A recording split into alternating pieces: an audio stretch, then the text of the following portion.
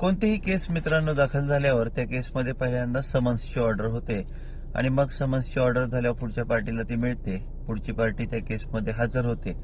हजर होऊन स्वतःचं म्हणणं देते किंवा फॅमिली कोर्टात असेल तर पहिल्यांदा समुपदेशनाचे स्टेप्स होतात आणि आता इतर कोर्टात कधी कधी म्हणणं दिल्यावर पुन्हा मग समुपदेशनाला पाठवलं जातं, मेडिटेशनला पाठवलं जातं. मग हे मेडिटेशन झाल्यानंतर या 3 टप्पे असतात, 3 सिटिंग्स असतात, 3 तारखा देत जातात.